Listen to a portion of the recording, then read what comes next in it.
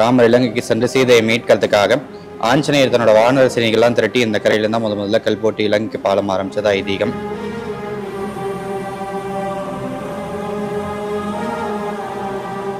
இந்த இடத்துல ரொம்ப வருஷமா இருக்கு, அடிச்சுட்டும் போக மாட்டேங்குது, வெளியவும் தள்ள மாட்டேங்குது.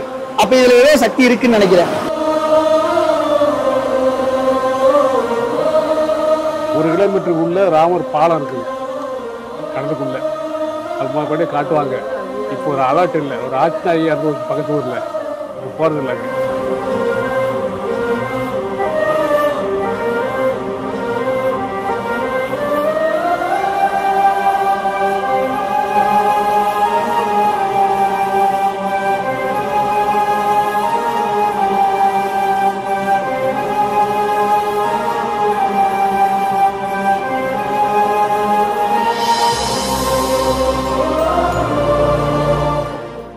ஹாய் ஹலோ வணக்கம். நம்ம இப்போ எங்கே வந்திருக்கோம் பார்த்தீங்கன்னா ராமநாதபுரம் மாவட்டத்தில் திருப்புலானில் சேதுகிரிங்கிற ஒரு இடத்துக்கு தான் வந்திருக்கோம்.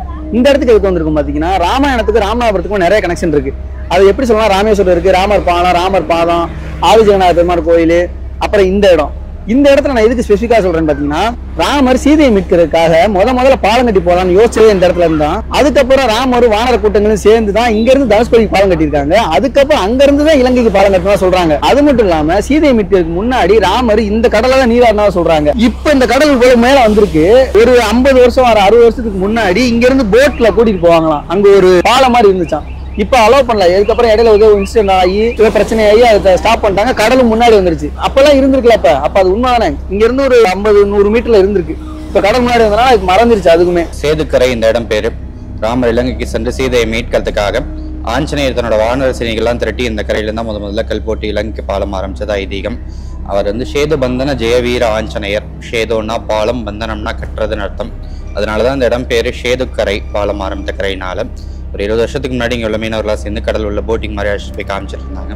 தென்கிழக்கு மூலையில் கடல் உள்ள 1 கிலோமீட்டர் அழைச்சிட்டு போனாங்கன்னா இந்த இடத்துல இடுப்பளவு தண்ணி கீழே பாலம் ஆரம்பிக்கிற இடம் அது இன்னும் அதே இடத்துல தான் இருக்கு. அந்த ஆரம்பிக்கிற இடம் இப்படி அழைச்சிட்டு போகும்போது போட்டுக்கு ஆக்சிடென்ட் ஆகி 2 பேர் இறந்துட்டாங்க. அதுலேருந்து சேஃப்டிலன்னு சொல்லிட்டு பேன் பண்ணிட்டாங்க கவர்மெண்ட்லேருந்து. இங்கேருந்து ஆரம்பிக்கிற பாலம் தனுஷ்கோடி வழியாக கிராஸ் ஆகி தலைமன்னாரில் போய் முடியும் இலங்கையில். இன்னொரு சிறப்பு என்னன்னா, இந்த கரையில் தர்ப்பணம் திதி கொடுக்கறது விசேஷம். ராமர் தன்னோட தந்தையான தசரத மகா சக்கரவர்த்திக்கு இந்த கரையில் தர்ப்பணம் கொடுத்துட்டா இலங்கைக்கு போக ஆரம்பிச்சதா ஐதீகம். அங்க ஒரு வயசானவர் இருக்காரு. அவர்கிட்ட போய் இந்த கோயிலோட வரலாறு என்னன்னு கேட்போம். சின்ன கோயிலாக இருந்தது முதல்ல, கிடுகு பேச்சல். அப்புறம் டேபிள் ஆக்கி கொஞ்சம் இதாகி டெவலப் ஆகி கட்டடம் ஓட்டு கடமை கட்டி அது யாரோ ஒரு அதிகாரி கட்டி கொடுத்ததான் அந்த கோயிலை கட்டுறத கட்டி கொடுத்து. இப்போ அதுலேருந்து இப்போ மாதிரி இல்லை. இப்போ அழகாக கூட்டம் அதிகமாகுது, நல்லா இருக்குது கோயில். இந்த மரம் இருக்க மரம் ஒரு சின்ன கிளை எனக்கு வேறு தெரியும். சின்ன இலை எனக்கு தெரியும் மரம். இப்போ அதுக்கு வயசு என்ன இருக்கு மரத்துக்கு? அடுத்த மரம்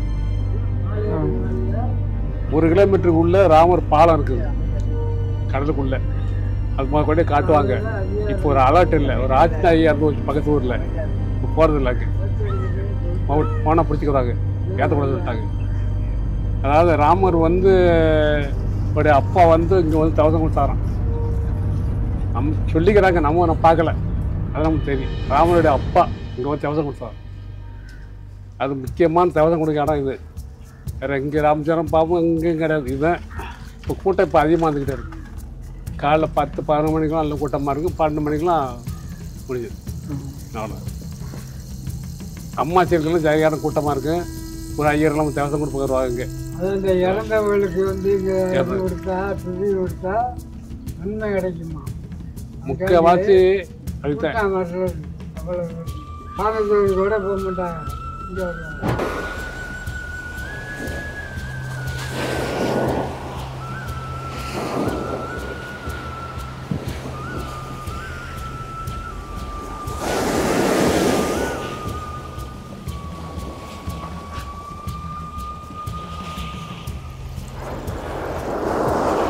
இங்கே இந்த விநாயகர் சிலைனா பழைய காலத்து சிலை மாதிரி தான் இருக்கு.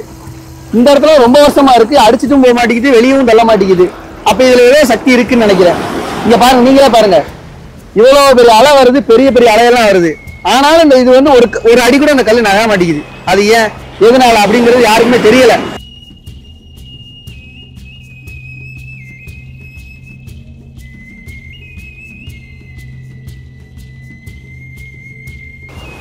வர்ற பக்தர்கள் எல்லாருமே அவங்களோட தவசத்தை கழிச்சிட்டு அவங்களோட துணியெல்லாம் இங்க போட்டு போறாங்க. ரொம்ப குப்பையா இருக்கிற ஒரு கடலும் இந்த சேதுகரை கடல் தாங்க. நீங்க பாருங்க, உங்களுக்கே தெரியும். எவ்வளவு சுத்தம் பண்ணாலும் இந்த ஒரு கடல்ல தான் எப்பயுமே குப்பையாவே இருக்கு. அது ஏன்னு தான் தெரியல.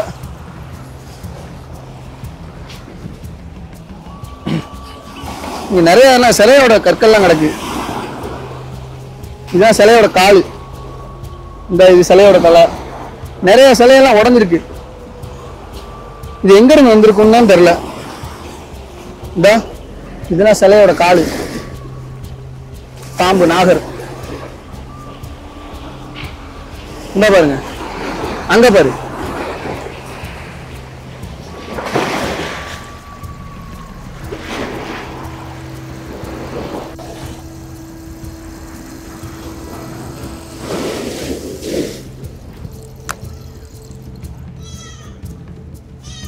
இப்ப இந்தியாவோட எல்லை என்னன்னு கேட்டீங்கன்னா வடக்கே காஷ்மீரும் தெற்கே கன்னியாகுமரின்னு சொல்றாங்க. அப்ப சமஸ்கிருதத்துல எப்படி இருந்து பாத்தீங்கன்னா ஆசிய ஹிமாச்சலம் சொல்லியிருக்காங்க. இது எதனால சொல்லியிருக்காங்க பாத்தீங்கன்னா வடக்கே காஷ்மீரும் தெற்கே சேது கடல் அப்படின்னு தான் மென்ஷனே பண்ணிருக்காங்க எல்லா இடத்துலயும். பாவத்தை கழிக்கிறதுக்கு காசி ராமேஸ்வரம் எவ்வளவு முக்கியமான இடமோ அதுக்கப்புறம் இந்த சேது கடல் தாங்க முக்கியமான இடமா இருக்கு. ராமேஸ்வரம் கோயிலுக்கு வர பக்தர்கள் எல்லாருமே திருப்பலானி கோயிலுக்கும் இங்க உள்ள ஆஞ்சநேயர் கோயிலுக்கும் நிறைய பேர் வந்துகிட்டு இருக்காங்க. நிறைய கடல் இருக்கு. கடல்ல இந்த கடலை குளிக்கலாம், குளிக்க கூடாது, நல்லது கெட்டது அப்படி நிறைய சொல்லுவாங்க.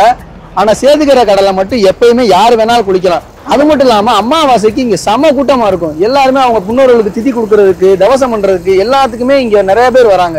நீங்க பாத்தீங்கன்னா நீங்க அமாவாசைக்கு வந்தீங்கன்னா வாங்க, வெளியூர்ல இருந்து எல்லாமே கூட்டம் இங்க வர்றாங்க சேதுகரைக்கு. இப்ப நம்ம ஆஞ்சநேயர் கோயிலுக்கு உள்ள நிக்கிறோம். சாமியை போட்டோ எடுக்கக்கூடாதுட்டாங்க, அதனால நாங்க வெளியே நிக்கிறோம். உள்ள சாமி எந்த கோலத்துல இருக்குன்னு பாத்தீங்கன்னா ஆசீர்வாதம் பண்ற மாதிரி ஒரு கோலத்துல நிக்கிறாங்க. இங்க எதுக்காக இந்த கோலத்துல நிக்கிறாங்க பாத்தீங்கன்னா இங்க இருந்துதான் ஆணையிட்டதாகவும் சொல்லப்படுது. அவர் தானே தலைவர். அவங்க வானர கூட்டத்துக்கெல்லாம் கட்டளை கொடுக்கணும் அப்படிங்கிறதுக்காக இப்படி நின்றுக்கலாம், அல்லது ஆசீர்வாதம் பண்றதுக்காக நின்றுக்கலாம். இன்னொன்னு என்ன சொல்றாங்கன்னா கடல் பெருசா கொந்தளிக்க கூடாது அப்படிங்கிறதுக்காக தான் இந்த கையை இப்படி வச்சுட்டு இருக்கிறதாகவும் நம்பப்படுது.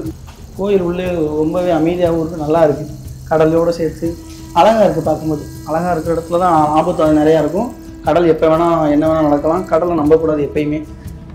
கடல் முன்னாடி 60-70 அடி 100 அடிக்கு கிட்டத்தட்ட 100 அடி முன்னாடி வந்திருக்கு. ஏன்னா 70 வருஷத்துக்கு முன்னாடி கடல் பின்னாடி இருந்து எங்கள் அம்மாக்கள்லாம் போய் விளையாண்டுருக்காங்க அந்த இடத்துல. ஆனால் இப்போ அது இல்லை.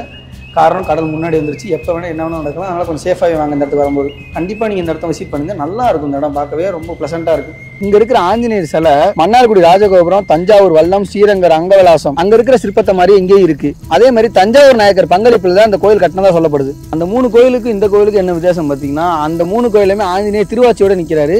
இங்கே திருவாச்சி இல்லாமல் இருக்காரு. அதான் வித்தியாசம், வேற ஒரு வித்தியாசம் இல்லை. நம்மள நிறைய பேர் இந்த ராமாயணம்லாம் போய் ராமர்லாம் ஒருத்தர் வாழ்ந்திருக்க மாட்டாரு, அதெல்லாம் சும்மா நீங்கள் கட்டுக்கதையாக உங்கள் பெரியவர் சொன்னது இப்போ நீங்கள் எங்கள்கிட்ட சொல்லிட்டு இருக்கீங்க அப்படிங்கிற மாதிரி இப்போ உள்ள யங்ஸ்டர்ஸ்லாம் சொல்லிட்டு இருக்காங்க.